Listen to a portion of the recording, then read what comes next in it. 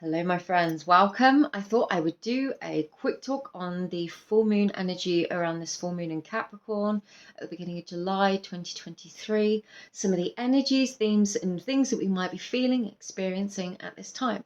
I'm also going to do this in a format that I would normally do with my patrons on a weekly basis, where I'm going to talk about the energy, share just like the channeled messages that are coming through, and I'll do some runes as well, just to give us some guidance and things that we can work on. So stay tuned.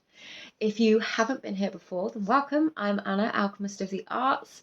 I specialise in all kinds of things, to be quite honest with you. I offer channel bind rune artwork, I create jewellery, I do woodwork. That's all over on my Instagram. I also do rune and tarot readings, which are mostly available over here on YouTube. And feel free to check both out if you'd like to get a full picture of what I do and the services that I offer. All of my information will be in the description box below. So, full moon in Capricorn, July 2023. Now, the channeled energies that are coming through at this time focus a lot around our relationships, and I think that is because we've got Venus going retrograde very soon too. We're in a position right now in our lives where I think a lot of us could be hitting a point, and this came up in my weekly channel message for my patrons, where we could be drawing lines in the sand, or a line in the sand could have been drawn.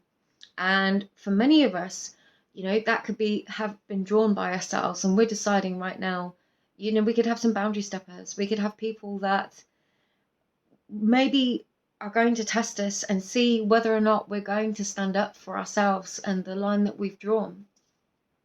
I think it's going to be a really good opportunity for some of us to not test ourselves, but to start kind of see just how far we've come with what it is that we've been working on, and the spiritual lessons and things that we've learned, particularly over the last 18 months is what I'm getting.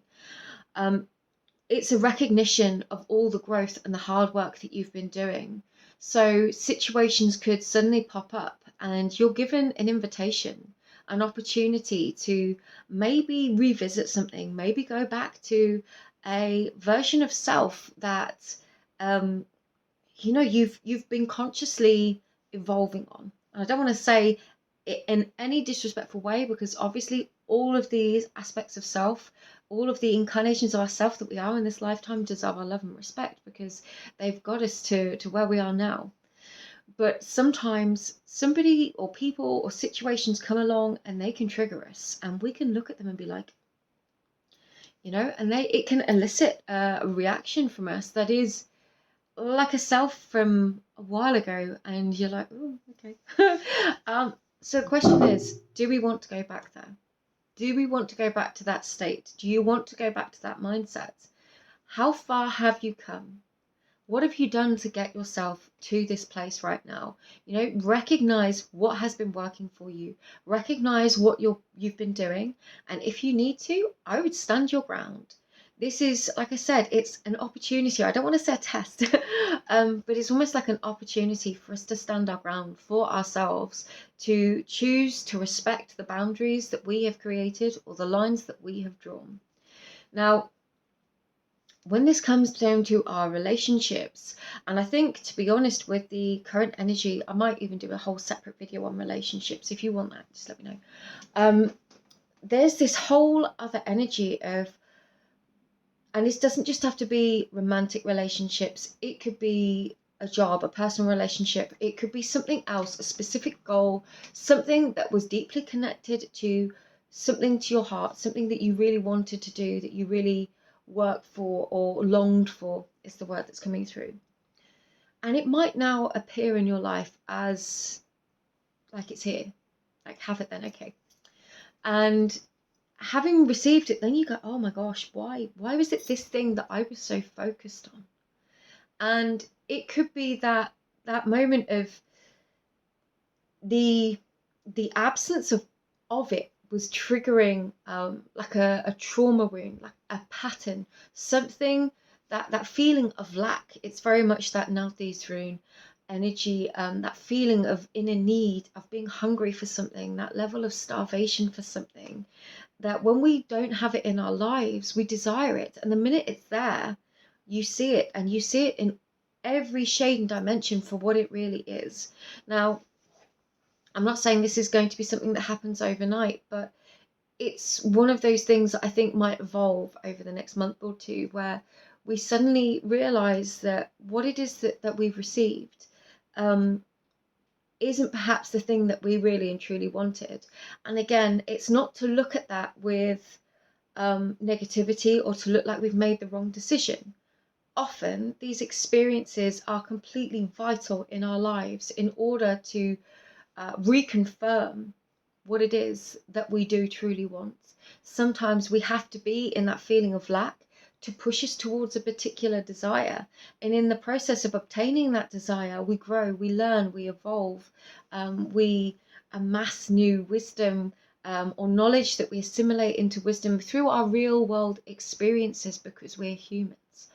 And then at some point, it kind of catches up with us. And then that thing that we held on a pedestal or so far off in the distance suddenly comes to us or becomes available. And you're just like, okay, I see that. And maybe it was a dream or a goal. And it's like, yeah, now that I'm here, there's time and space for a bigger dream. Or perhaps it was an energy dynamic. There is a big theme around energy dynamics in relationships and working through our relational patterning with others, especially things that we've acquired through perhaps potentially traumatic early relationships, and looking at those energy dynamics where perhaps we have chased people or wanted avoidant or unavailable people, and then suddenly realize that, um, you know, this doesn't actually make me feel good.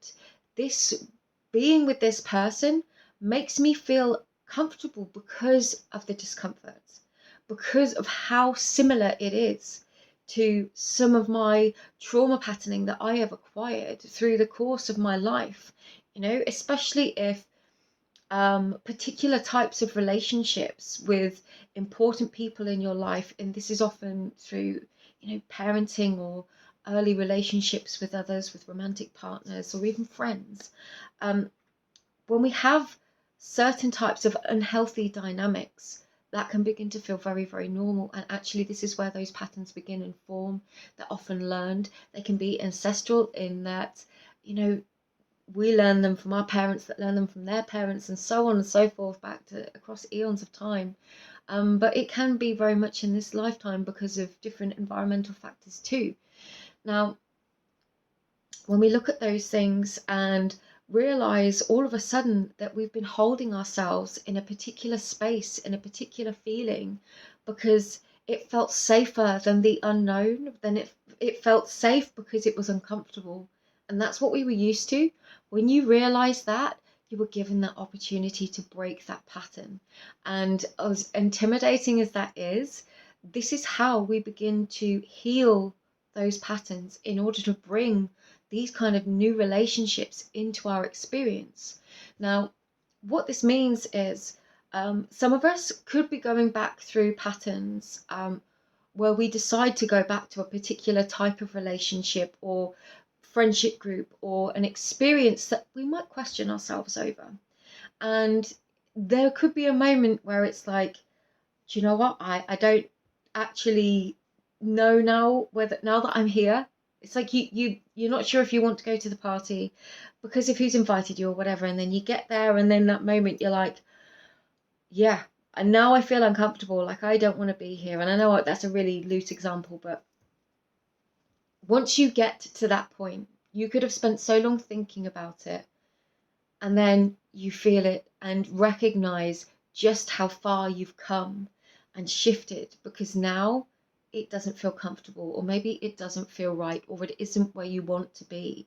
So I think this full moon could be highlighting a lot of those experiences. And again, it's okay if we decide that we're going to go there, if we decide that we're going to go back through that experience, or we just find ourselves in the midst of it. It's fine. We're just meeting ourselves with new awareness for where we are right now. I personally think that we often go through things as many times as we need to go through them until that lesson really just kind of one day it will just hit you.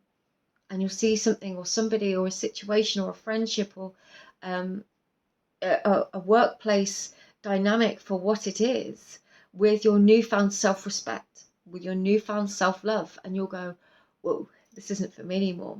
And this is where we begin to draw those lines in the sand, or recognize where we might have drawn them in the past. And perhaps you'll have that moment where you sit back, and I would say definitely taking some time, especially as we're at the midpoint through 2023, taking some time to sit back and reflect on the last 6 months. um, I don't believe in New Year's resolutions in January. I think any moment can be a really good moment to self-reflect. A year is obviously a pretty big chunk of time which we can reflect upon. You could do it monthly, you could do it weekly if you wanted to. People do. But this midway point through the year could be quite symbolic in terms of deciding what it is that you want to achieve through the next 6 months, and setting yourself some really healthy goals. And these don't have to relate to anybody else. You don't have to share them with anybody else. You might feel quite drawn to a level of um, self-sacred awareness, if that makes sense. That's the phrasing that's coming through. It's just how you want to move, how you want to move forwards and shift forwards. But you can see it's like you want to take this step. You're going to try doing this. Maybe you want to try doing this in a different way. Perhaps these are things that you've never tried before. So there's this element here of almost wanting to do things on the down low a little bit, making these goals sacred for you in order so that you can try things and work towards them without feeling that fear of what other people are going to say, without fearing. And I'm guessing there's more for people that perhaps you've been around a lot of people that aren't on the same wavelength as you, or maybe you've gone through some big shifts lately where you now feel like you can relate less to some of the people in your immediate world. So it can be really like a really positive experience to decide what it is for you that you want to shift and change or work towards right now. And like I said, make that sacred if you need to. If that feels right for you, it's okay to keep those things sacred for yourself. But we're also working towards this deepening of self-love and self-awareness. And one of the big themes that's coming through for the collective at the moment is this idea of connecting with that inner father energy, that sort of inner masculine energy that can be our disciplined center of guidance. It's like very much King of Swords energy, level-headed, pragmatic, but I guess it's like Emperor energy, because it's that mix of all the kings. It's grounded, it's aware, it's not going to be suffering fools for any reason. It will speak the truth when it needs to be spoken and be disciplined, but yeah, also be grounded and connected still. So for some of us, maybe tuning in to that inner father-like energy and focusing on some of these patterns, because as we look towards what it is that we want to do or want to achieve, we might need to find some of that structure, some of that discipline. And I know there's a lot going on with Saturn and all kinds of stuff. I'm not an astrologer. I just do this intuitively. I kind of dip in and I look at the astrology, but I'm also not ruled by it, and I certainly haven't studied it. But there are these themes of this strong father-like energy coming through right now, and really reconnecting with perhaps parts of us that we feel have maybe not had that positive influence in our lives at different points, maybe growing up, or maybe just through our relationships. I guess it's like reparenting ourselves, which is, I know, something that is discussed quite a lot through healing and things. But I guess those are the key kinds of messages coming through, and everybody's experience of this energy will be different, but there is a lot coming to light at the moment. Full moons are typically about release, but I think on a personal level, we can be more specific with that. And because of the other stuff going on, it really does feel like there is a lot going on with our relationships, our relationship to self, and also where we're putting our focus and our energy. So, you know, if you're looking at your relationships and your connections with others and where your time and energy is being spent, and perhaps where you've spent it over the last 6 months, it could trigger you to want to make some changes, to move forwards and take some different action. And just see, I'm getting the Turisas rune quite a lot now. Just see what it is that you want to do. And it might be that you need some quiet in order to go to that space to really be able to think it through, or to connect with that part of yourself that perhaps has been so busy or so, I don't want to say, sorry, there's a fly, um, like, not, I don't want to say disconnected, but perhaps you've been so focused on certain things, it's almost pulled your focus off other areas of life. So if you can, over around this weekend, around this full moon, and in the coming days and weeks, really think about what it is that you want, what's important to your life, what is going to be, by the time we reach the end of this year, you know, what is it that you want to do? Or what is it that you no longer wish to experience? And then begin to draw those lines. You know, what would facilitate you getting there? What would make life easier? And bring it back to things that you can do. And then decide how it is that you want to move forwards. And that can mean making changes for some of us. But it does feel like being boundaried, maybe standing our ground, maybe we need to be a little bit stubborn, maybe we need to put our foot down, or maybe we just need to respect that we've already drawn a boundary and there could be people that continually try and step over it. So I'll leave that there, because that's 16 minutes of me talking, nearly 17. I'm going to do some runes. So let's get some runes. And like I said, I do this with my patrons every single week. So if you enjoy this, I do offer it weekly over on my Patreon for the week ahead. Ooh, well, we've got algaes. Now, it came out like that. I'm going to take it in the upright. Algae speaks of connection. It can speak of ancestral connection. It can speak of receiving wisdom and messages, but also of divine protection. Now, I would say this is remembering the higher purpose of what it is that you want to do and achieve, but also the higher purpose of yourself and some of these experiences, especially if what I'm really getting is, you know, like, don't beat yourself up, especially if, relating back to some of the messages that we've been through, if you find yourself in a pattern or a relationship or a situation that you kind of think, oh, I should have known better, or how have I ended up here again? You know, there isn't a finite number of times you go through an experience before it becomes embodied as wisdom. You can know something, right? You can know something, you can have knowledge, you can know something, but being able to apply that in an intuitive sense, in a real world sense, in an immediate sense, in a situation to assist you in your decision making is really, really important. So this is sort of saying, you know, connect your intuition, ask your God's guides, ancestors, spirits for guidance if that is something that you wish to do.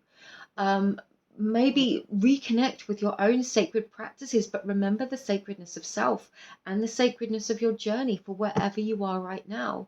You are learning, you are evolving, you are not supposed to know everything in this now moment. We are all changing, and that's absolutely okay. Let's get another one. I normally do 3, so we'll do 3. And we've got 2 together. Okay, we've got Raido and what we got? Yera. Okay, I love this. And this again is, Yera is the rune of the year. It speaks of the harvest, so very much applicable at this time of year. But what that symbolizes on a greater level is this sense of these ancestral markers of time. The harvest would have been a 1-year thing for our ancestors. So it was a way of looking back over the previous year's efforts and what they yielded. So this is a reminder to look at where we're investing our energy and what it is that we're hoping to receive back. And again, I'll always say, we don't always give in order to receive. We can't always guarantee the exact output we're going to receive from a situation. But our job is to recognize the output that we have been receiving from the situations that are being made visible to us right now. So you could be at this point, or over the next coming weeks and months, seeing for yourself where somebody is going to match your energy, or what you're going to receive back from a situation, from an employer, from a boss, from a job, from a project, whatever it may be, where you've been investing your time, effort, and energy, and deciding whether or not this is worth it. Is this taking me where I want to go with Heredo here? This is symbolizes forward movement. People associate it with a cartwheel. Where are you moving towards? Taking care, I'm actually getting an interesting message of taking care of the physical vessel in which it's taking you there. So for some, that could actually quite practically mean car maintenance. Especially if you're going on a long journey, check your tires and oil. That's not come through before, but that's for somebody. But keeping a check on yourself, recognizing that in order to achieve some goals, it's going to require a longer term effort. Some harvest, some attainment, some goals will require a longer term effort, which makes it a feat of endurance rather than a sprint.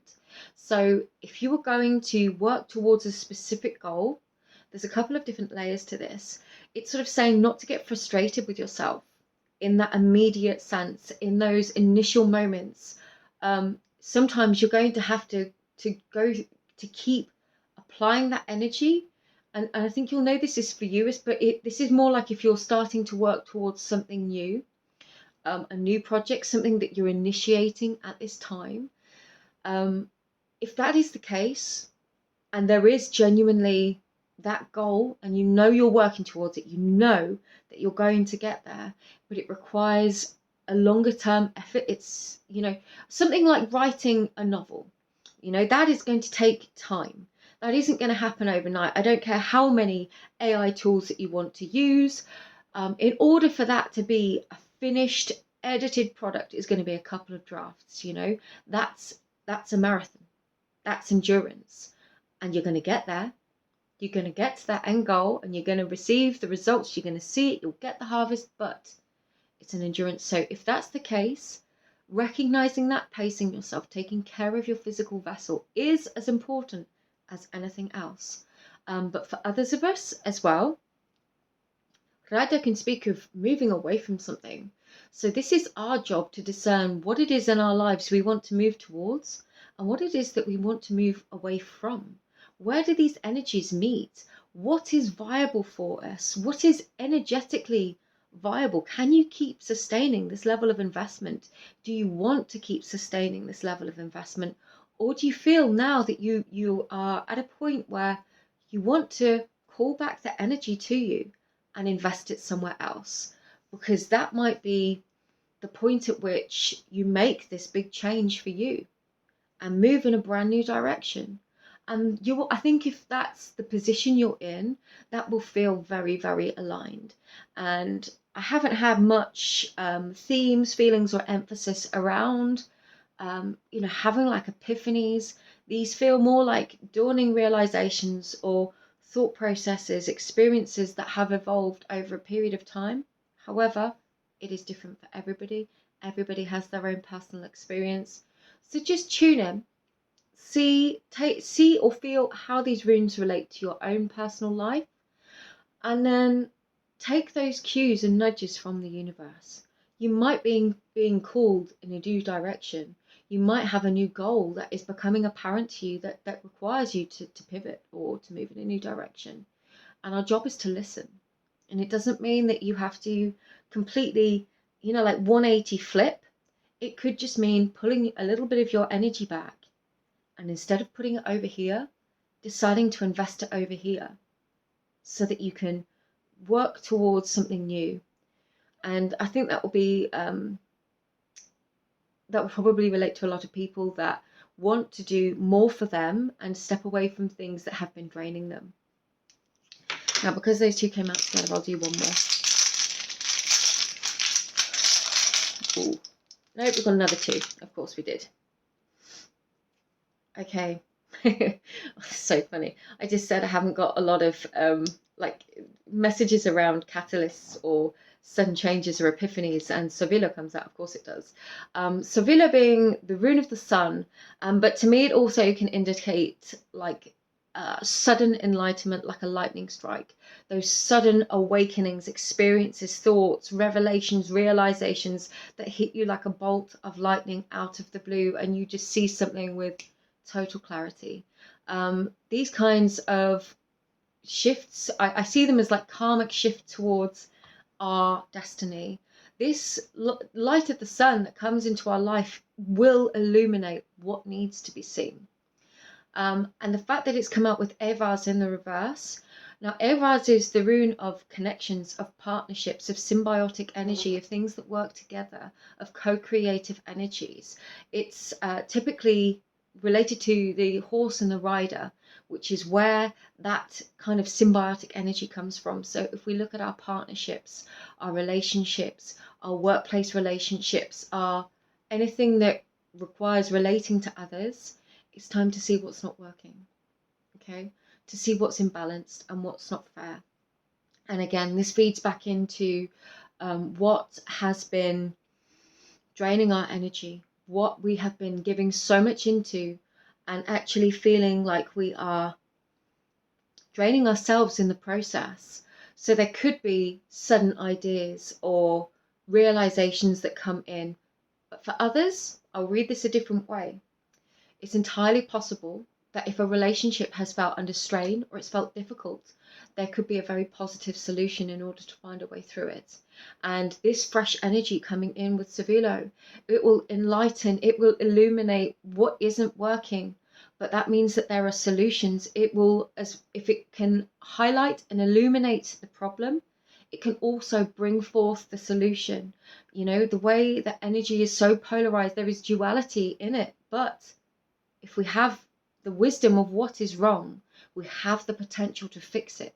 So being able to recognize and be honest about what isn't working, I really feel that with Sevilla coming out with it, for some of us, yes, most definitely, there is a positive way to work through some of these relational challenges in whatever area of life they're showing up in order to help us, in order to move forwards, to find better ways, and relating to the rest of the runes that came out, in order to take things to the next level, to achieve the results and the end goal that we want, recognizing that some of these fixes are not quick fixes. They're going to require both people to work together as a whole in order to create change and create healing, but it is possible.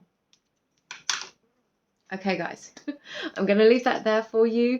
I hope you enjoyed this style of reading. I will do a pick a card next week when I've got more time and just the house to myself so that I can actually do a pick a card reading.